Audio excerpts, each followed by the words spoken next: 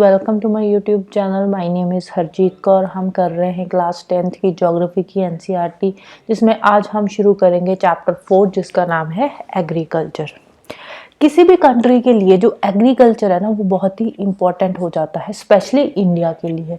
India में जो agriculture है ये बहुत ही इम्पॉर्टेंट ऑक्यूपेशन है। इंडिया की टू थर्ड पॉपुलेशन जो है वो एग्रीकल्चरल एक्टिविटीज़ में इंगेज्ड है। जो एग्रीकल्चर है वो एक प्राइमरी एक्टिविटी है, प्राइमरी सेक्टर में आती है, और इसमें जो ज़्यादातर लोग हैं वो सिर्फ उतना ही फूड प्रोड्यूस करते हैं जितना उन्होंने कंज्यूम करना है। अगर हम पुराने ज़माने की बात करें, एंशिएंट इंडिया की बात करें, तो उस टाइम पे जो फूड की प्रोडक्शन होती थी वो सिर्फ उतनी ही होती थी जितना वो खुद कंज्यूम करते थे। लेकिन आजकल फार्मिंग के बहुत सारे टाइप्स है जिसके बारे में हम अभी थोड़ी देर में बात करेंगे। फूड ग्रेन्स के अलावा एग्रीकल्चर में कुछ ऐसी चीजें भी प्रोड्यूस करी जाती है जो बहुत सारी इंडस्ट्रीज में as a raw material use करी जाती है। फॉर एग्जांपल, टेक्सटाइल इंडस्ट्री में कॉटन को as a raw material use किया जाता है। इसके अलावा और बहुत सारे एग्रीकल्चरल प्रोडक्ट्स भी ऐसे हैं जिनको हम एक्सपोर्ट करते हैं, लाइक टी हो गया, कॉफ़ी हो गया, स्पाइसेस हो गए, तो इन चीज़ों को हम एक्सपोर्ट भी करते हैं। टाइप्स ऑफ फार्मिंग की बात करें तो एग्रीकल्चर हमारी कंट्री में एक एज ओल्ड इकोनॉमिक एक्टिविटीज़ है। बहुत ही पुराने टाइम से एग्रीकल्चर जो है इंडिया में चलता आ रहा है, एंशिएंट टाइम से। तो ओवर द ईयर जो कल्टीवेशन मेथड्स है वो भी चेंज हो रहे हैं, depending upon the characteristics of physical environment, technological know how and social cultural practices. जैसे जैसे टेक्नोलॉजी अपडेट हो रही है, नई नई चीजें आ रही है, तो उस अकॉर्डिंग हमारा जो एग्रीकल्चर करने का, जो कल्टीवेशन करने का तरीका है वो भी चेंज हो रहा है। बहुत सारे सोशो कल्चरल प्रैक्टिसेस के चलते हुए भी हमारा जो कल्टीवेशन के मेथड्स है वो चेंज होते रहते हैं टाइम टू टाइम।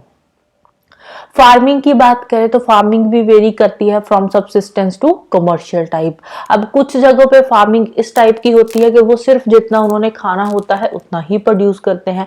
कुछ जगह पे कमर्शियल पर्पस के लिए फार्मिंग का काम होता है, स्पेशली उनको मार्केट में बेचने के लिए जो फार्मिंग है वो करी जाती है।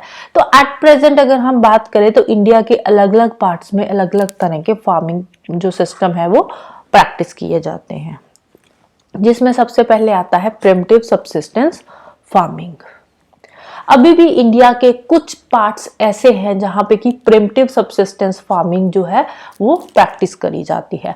प्रिमिटिव सबसिस्टेंस फार्मिंग में क्या होता है, इसमें थोड़ी सी लैंड होती है, ज्यादा बहुत बड़ा ऐसे खेत नहीं होते बड़े बड़े, तो स्मॉल पैचेस ऑफ लैंड होता है। इसमें जो फार्मर है वो जितना भी कल्टीवेशन का काम करता है उसको प्रिमिटिव टूल्स के थ्रू ही उनको वो सारे काम करता है, लाइक हो यूज करता है, दाव, डिगिंग स्टिक्स, और इसके साथ साथ वो कोई लेबर हायर नहीं करता। ऐसे नहीं है कि वो लेबर रखता है, उनके जो फैमिली मेंबर्स होते हैं या कम्युनिटी लेबर होती है उसके थ्रू ही वो अपना कल्टीवेशन का काम करता है। कम्युनिटी लेबर क्या होती है कि जैसे दो घर साथ साथ में है तो वो क्या करेंगे, एक दिन वो पड़ोसियों की हेल्प कर देगा और दूसरे दिन पड़ोसी उस बंदे की हेल्प कर देंगे। सपोज दो पर्सन है, एक ए है एक बी है, तो एक दिन ए बी की हेल्प कर देगा उसके खेतों में काम कराने में, दूसरे दिन बी ए की हेल्प कर देगा उसकी काम कराने में।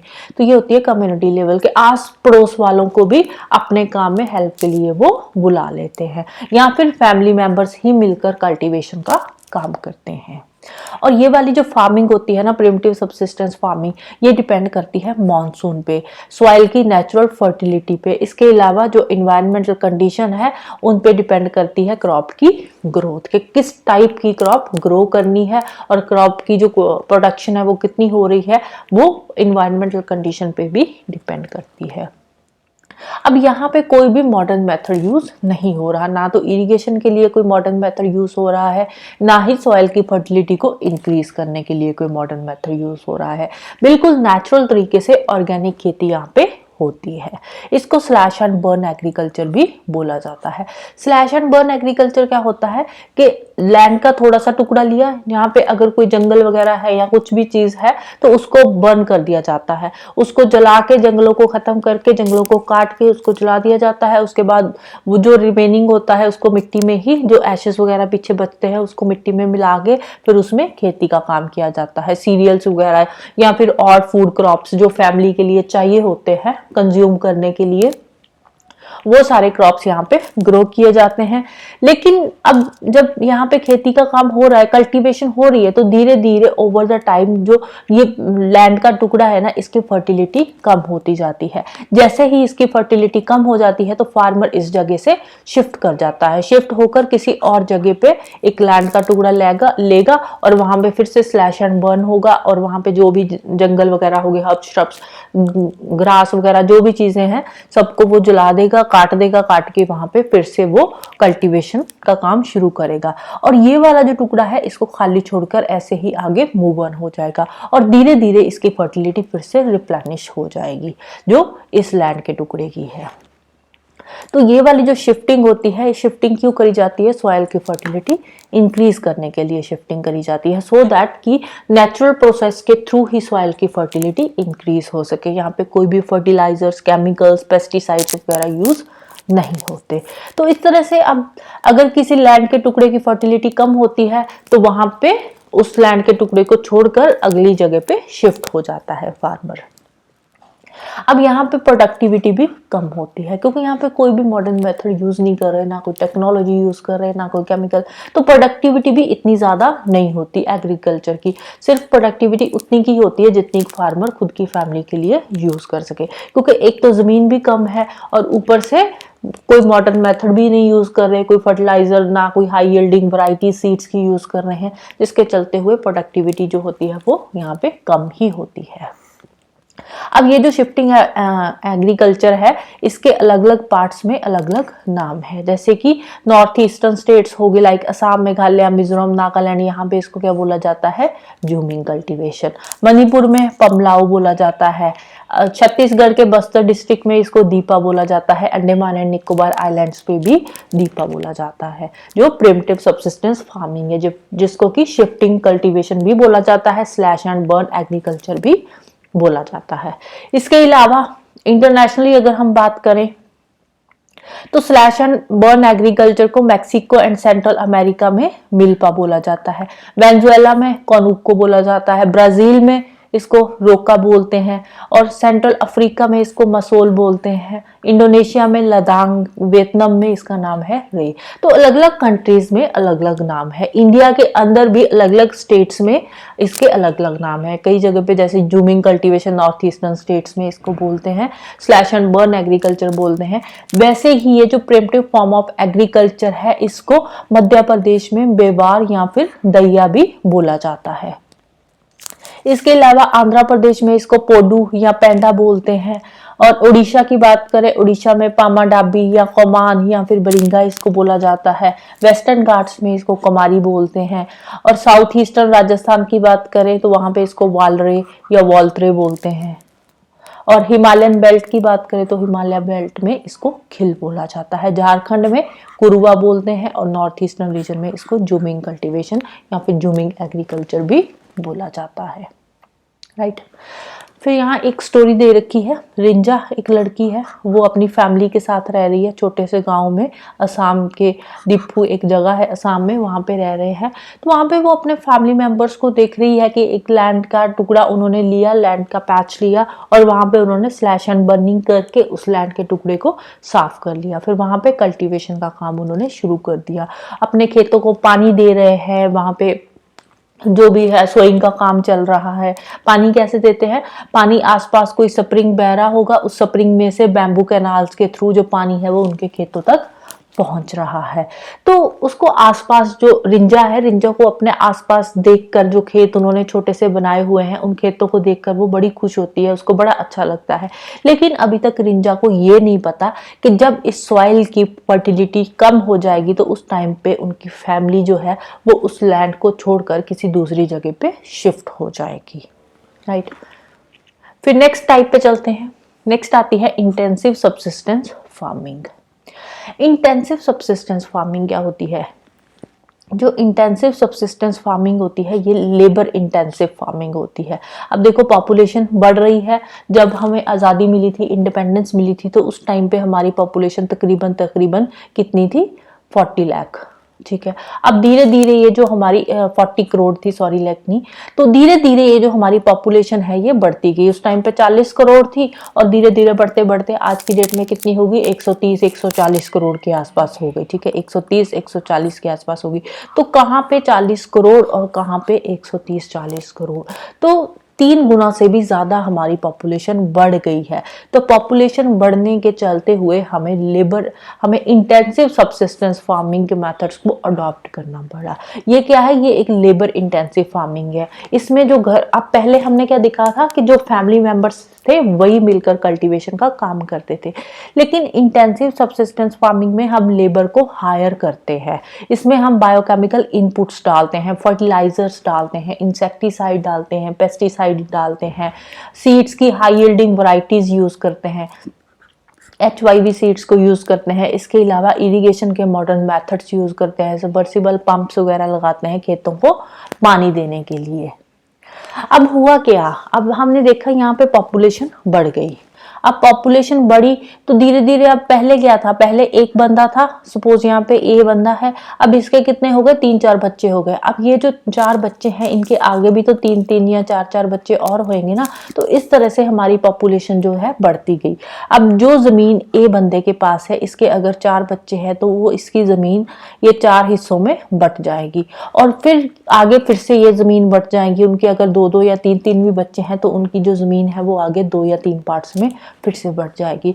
तो इस तरह से लॉ ऑफ इनहेरिटेंस के चलते हुए जो लैंड होल्डिंग का साइज है वो धीरे धीरे कम होता गया। अब लैंड होल्डिंग का साइज कम हो गया तो वहां पे अगर एग्रीकल्चर का काम करना है, कल्टीवेशन का काम करना है, तो उसको फिर मॉडर्न तरीके से करना पड़ेगा। इसीलिए यहाँ पे जो फार्मर्स है वो मैक्सिमम आउटपुट निकालने के लिए, अब लैंड तो उनके पास लिमिटेड है, लैंड तो इतनी ज्यादा नहीं है, लेकिन उस लिमिटेड लैंड में से मैक्सिमम आउटपुट लेने के लिए उन्होंने ऑल्टरनेटिव सोर्सेज जो है ढूंढने शुरू कर दिए।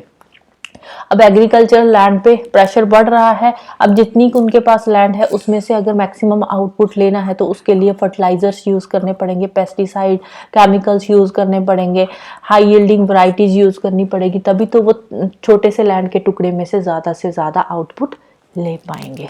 राइट, नेक्स्ट आती है कमर्शियल फार्मिंग। कमर्शियल फार्मिंग क्या होती है, कमर्शियल फार्मिंग में यूज होता है higher doses of modern inputs like high yielding variety seeds हो गए, chemical fertilizers, insecticides, pesticides, so that की प्रोडक्टिविटी बढ़ाई जा सके। कमर्शियल फार्मिंग जो करी जाती है इसमें ज्यादातर कैश क्रॉप्स होती है।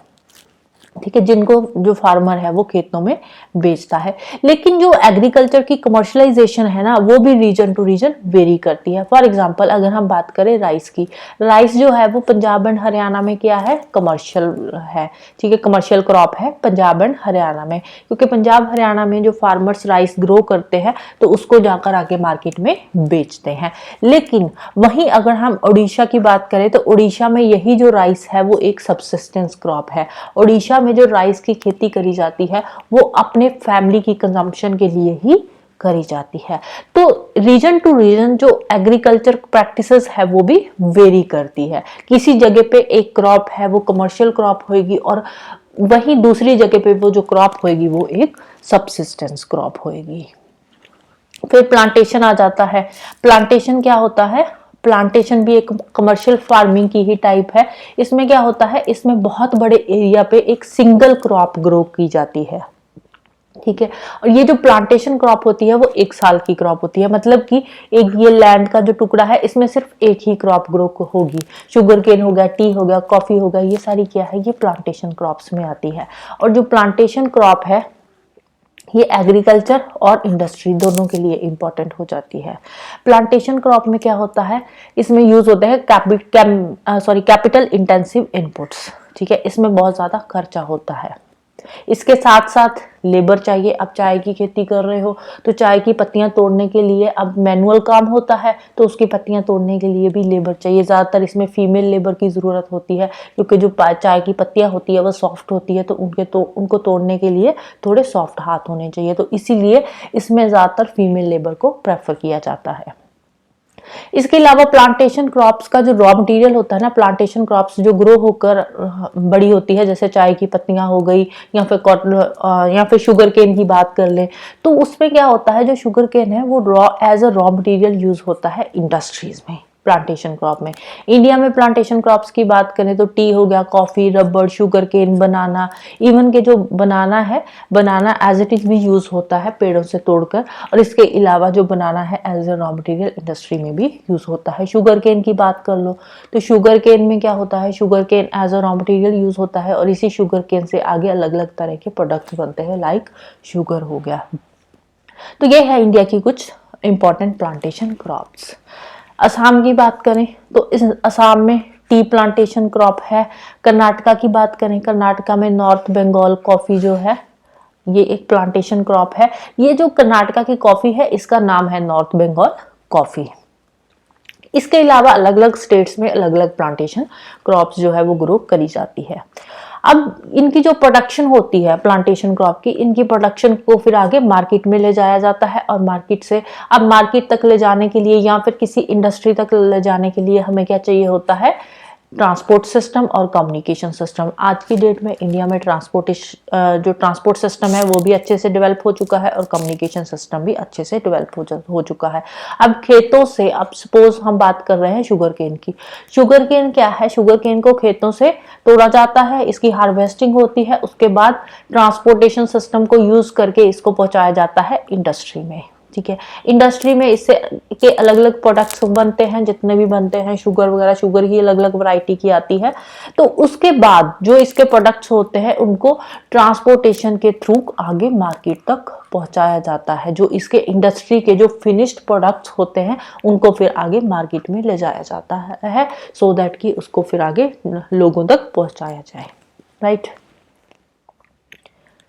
तो उसके बाद फिर आता है हमारा क्रॉपिंग पैटर्न। तो आज हम यहीं पे खत्म करते हैं वीडियो को। नेक्स्ट वीडियो में हम डिस्कस करेंगे इंडिया के क्रॉपिंग पैटर्न के बारे में। इसमें हम बेसिकली 3 सीजन्स के बारे में पढ़ेंगे, रबी, खरीफ एंड जायद के बारे में, राइट। तो जाने से पहले वीडियो को लाइक कर देना, शेयर कर देना और चैनल को सब्सक्राइब कर लेना। Thank you, bye bye and have a nice day.